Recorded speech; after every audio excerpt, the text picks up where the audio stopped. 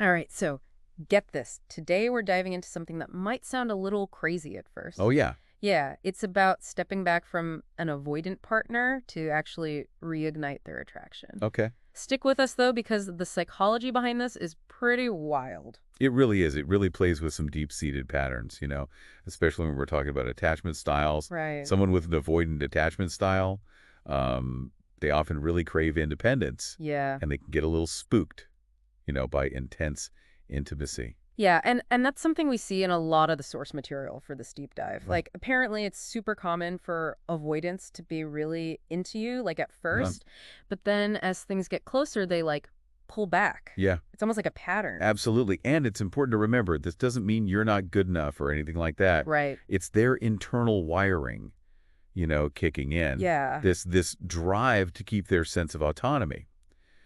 It's often subconscious, hmm more of a protection mechanism than like a conscious choice. So then if you're someone who thrives on closeness, maybe you have more of an anxious attachment style, Yeah. this avoidant behavior can be like extra Well, painful. for sure, for sure. It's almost like you by speaking different love languages. You know what I mean? You nailed it. And sets up this exhausting back and forth. You Yeah. know, one person pursues, the other retreats, and just around and around they go. Oh, yeah. And that's where this idea of walking away comes in. But it's got to be done strategically, Okay. not as some sort of manipulative game. Right. So less playing hard to get and more like Yeah, resetting the whole game board. precisely. When the chase is constantly on, Uh-huh. it intensifies the avoidant person's fear of being trapped. Oh. Walking away disrupts that. And then they actually start to experience a loss. Interesting. Your attention is a resource, and suddenly it becomes scarce. Oh, so it's like, oh, wait a second. Yep. Where'd they go? Yeah, Maybe I do want that connection. it's possible. Yeah, and think about it. When we step back, we naturally create mystery. Right. We're not this predictable entity anymore. Yeah. And for someone who values feeling in control, like many avoidants do, Uh-huh. this unpredictability can be oddly compelling. It's like that saying, you always want what you can't have. Exactly. But even deeper than that, strategically disengaging shows, that we have self-respect. Yeah. We're not willing to just be in this one-sided situation. Totally. And self-respect, well, that's attractive, full stop. Okay, so we're not playing games. We're genuinely changing the energy here. Right. But how do we walk away Right. without it feeling like we're just trying to manipulate them into coming back? That's such a good question. And the key here is integrity. Okay. We're not doing this for them. We're doing it for us. Right. And our source material, it lays out some really clear steps to make this happen authentically. All right, lay it on me, because I'm sure a lot of people listening are thinking, okay, this sounds great, Right. but how do I actually do it? Yeah, so the first and maybe toughest step is ended the pursuit. Okay. No more constant texting, no more trying to solve their issues or over-explaining your feelings, Right. match their energy. Oh, okay. To withdraw. You withdraw too. Wow. Okay. Yeah, that's going to be hard for a lot of people. Yeah, I was going to say, especially if you're used to being the pursuer. Right. Right, but think of it as self-preservation. Okay. Not punishment. Uh-huh. You're worth more than just waiting around for crumbs of attention. Yeah. And that leads to the next step, setting those boundaries. Okay. Our source had this phrase, I loved it. It said, I need emotional reciprocity. Yeah. If you're not ready for that, I respect it. Right. But I can't keep investing in a one-sided dynamic. Wow, that's so direct. Yeah. But also really respectful. Yeah. It's not accusatory. Yeah. It's just stating the facts. Exactly. It gives them space to choose without feeling cornered, but it also shows you're not messing around. Right. And here's where things get exciting. Okay. Because step 3 is all about you. Oh, okay. I like this. Shift that focus inward, Yeah. Reconnect with friends, hobbies, whatever brings you joy. So less dwelling on the relationship, Right. more on becoming this awesome, well-rounded person. Yeah, Almost like the breakup glow-up, but with less drama. you got it.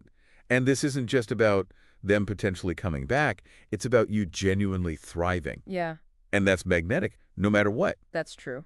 And then the final step, which really ties into all of this, is accepting whatever the outcome is.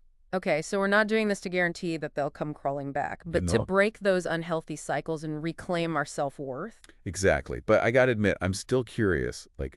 Are there signs that they might be interested again? Oh, for sure. We all want that little bit of hope. Yeah, our source mentioned some potential educators, but we have to stress These are just possibilities, Right. not All right, guarantees. hit me with those signs. What should we be looking out for?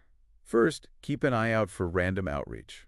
Okay. It doesn't have to be some grand gesture. Even a casual, how are you, means you're on their mind. Okay, so maybe not sonnets and love letters, Right. but at least a flipper of interest. Yeah. What else? Curiosity is another big one. Okay. Are they checking your socials, asking mutual friends about you, maybe bringing up shared memories? Oh, They're interesting. trying to piece Maybe. together what you're up to now that you're not constantly available. Ooh, a little detective work. I like it. Yeah. Is there any deeper signs Yeah, definitely. beyond just like the surface level stuff? Keep an ear out for increased emotional openness. Oh, okay. Are they sharing things they wouldn't have before? Uh-huh.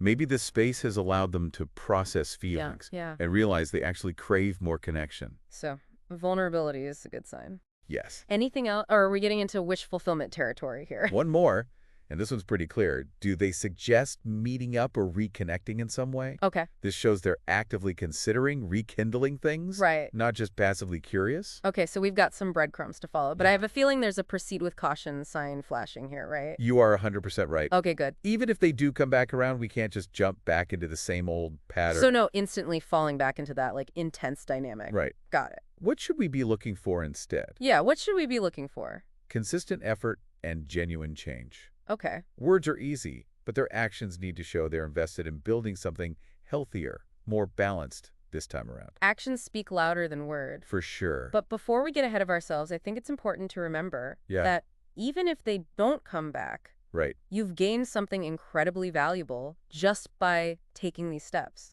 Absolutely. You've broken free from unhealthy patterns. Yeah. You've reclaimed your self-worth, and you've created space for personal growth. Yeah.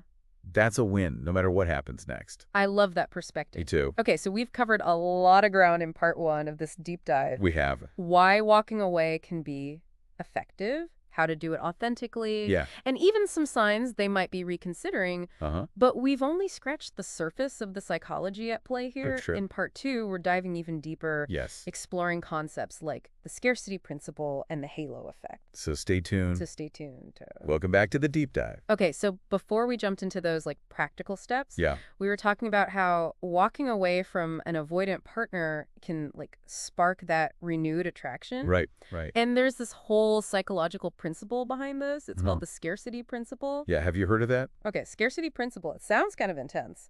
It does, but it's actually pretty simple. Okay, break it down for me. It's all about perceived value, so think about it. Okay. Things that are rare or hard to get Yeah. suddenly become way more desirable. Oh yeah, totally. It's human nature. It's like when like that limited editional sneaker comes out and everyone would to have it. Yes. And it's like suddenly the hottest item on the planet. Perfect example. Okay. So now apply that to relationships. Okay. If you're constantly available to an avoidant partner, Yeah. almost bending over backwards to accommodate their need for space, Right. you might unintentionally diminish your value in their eyes. Because they just start taking you for granted. It's like, Yeah. oh, they'll always be there. No matter what. Yeah, yeah, yeah.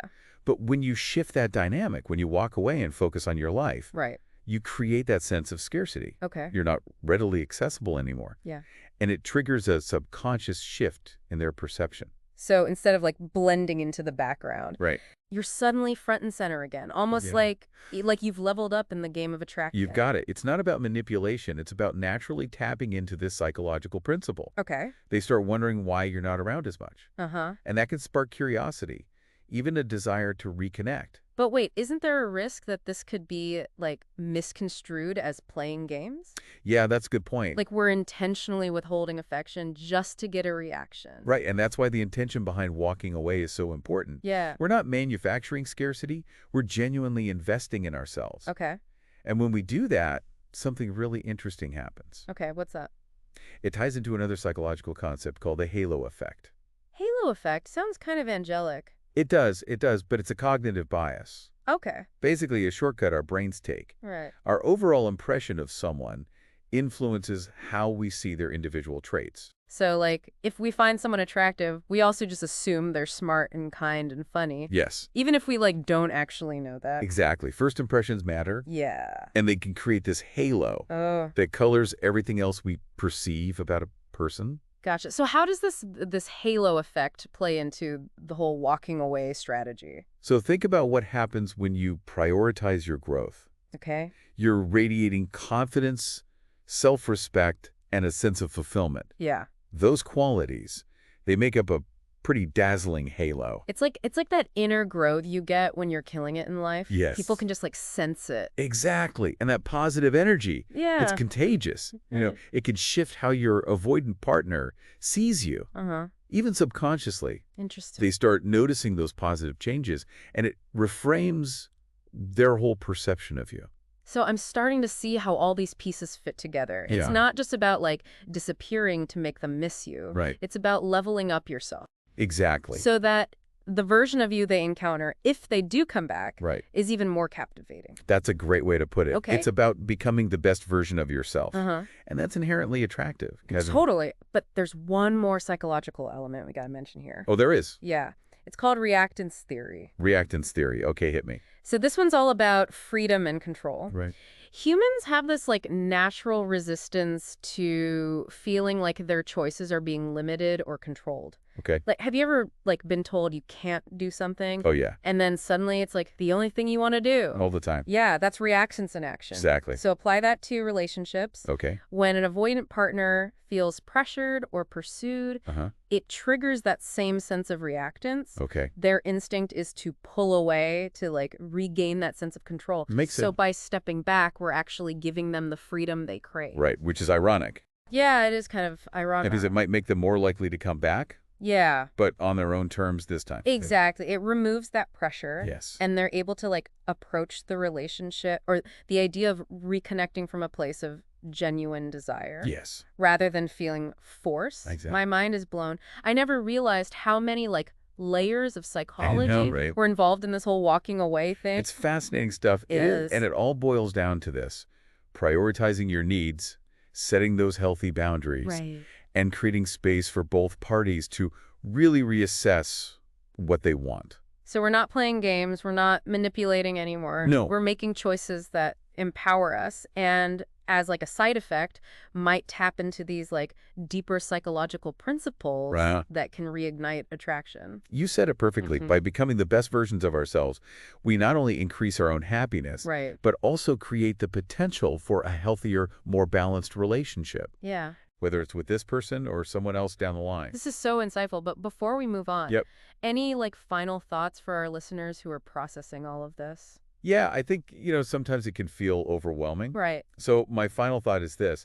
Self-care is not selfish. Okay. In fact, it's the foundation for any healthy relationship. Yeah. When you value yourself, you teach others how to value you too. That's powerful. And on that note, I think this wraps up part 2 It does. of our deep dive into walking away from an avoidant partner. Right? In part 3, we'll get super practical, Yeah, we'll give you the tools. offering tangible tips on how to navigate this whole process. You've got it. With grace and confidence. So stick around. All right, welcome back to the deep dive. Part 3. We've been really like unpacking this whole idea of walking away from an avoidant partner Yeah. and how it can help reignite attraction. It's powerful stuff. But now it's time to get down to like brass tacks, you know? Yeah, the nitty-gritty. What can our listeners actually do? Right, to put these ideas into practice. Well, it's one thing to, understand the theory, right? Yeah. But putting it into action, Yeah. ooh, that can be tough. Especially when emotions are involved. Absolutely. So let's unpack some concrete strategies. Okay, I'm game. Because I know a lot of folks listening are probably thinking, all right, this all sounds great in theory, Right. but how do I actually make this happen in my real life? Yeah, that's the million-dollar question. So where do we even begin? Well, I think the foundation of this whole process is really a commitment to your own well-being. Okay. And this isn't selfish. It's essential. Right. We're talking about, carving out time for self-care, engaging in activities that light you up, really taking care of your emotional and mental health. Yeah, it's like that classic advice of putting on your own oxygen mask first. Yes. Before helping others. Exactly. Can't pour from an empty cup, right?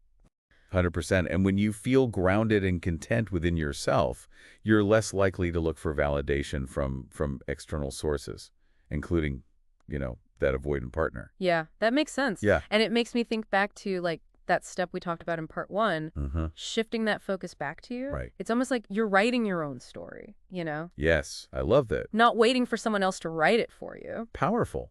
And that leads us to the next strategy, which is reframing your perspective. Okay. Instead of viewing this whole walking away thing as a loss Uh-huh. or a failure, Right. try to see it as an opportunity for growth and self-discovery. So it's not about losing them, it's about gaining like a deeper understanding of yourself Yes, and what you really want in a relationship. exactly. You're taking back your power, and you're making choices that align with your needs and values. It's a mindset shift more than anything. It really is. Okay, what else can we do? Well, this next one is crucial, and that's setting those clear boundaries. Okay, boundaries, yeah. It means communicating your needs directly and assertively, but without being controlling or demanding. Right, and I think our source material had that great example phrase. Oh yeah, what was it? I need emotional reciprocity. If you're not ready for that, I respect it, but I can't keep investing in a one-sided dynamic. Yes, that's perfect. It's not an attack, it's just a clear statement of what you're willing to accept. Right, like you're honoring your worth. You're Yes, not settling for less than you deserve. exactly. And it's about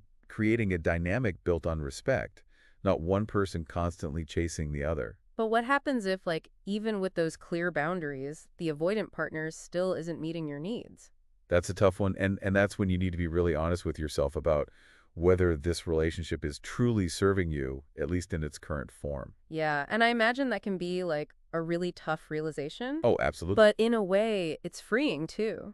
It opens the door for you to seek out connections with people who are emotionally available and capable of reciprocating your feelings. Okay, so we've talked about self-care, reframing our mindset, setting boundaries. What's next? This one might sound a little counterintuitive, Okay.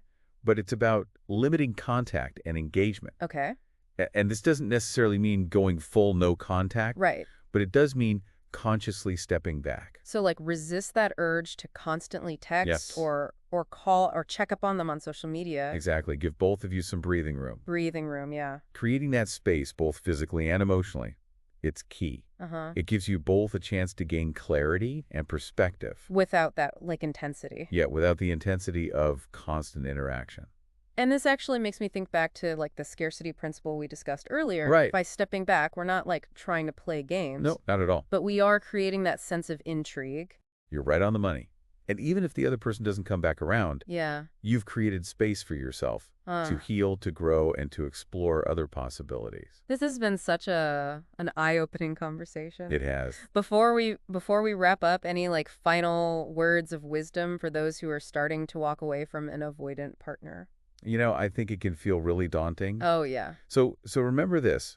Walking away from something that isn't serving you, Uh-huh. it's not a sign of weakness. Okay. It's a sign of strength. Yeah. You're choosing yourself, you're honoring your worth, and you're creating space for a life filled with joy and authenticity. That is beautifully said. And on that note, I want to leave our listeners with this thought. Okay? Sometimes the greatest act of love we can offer ourselves Yeah, is to walk away from what no longer serves us. it's true. And it's in those moments of letting go that we open ourselves up to something even more beautiful. Love that. Thanks for joining us on the deep dive.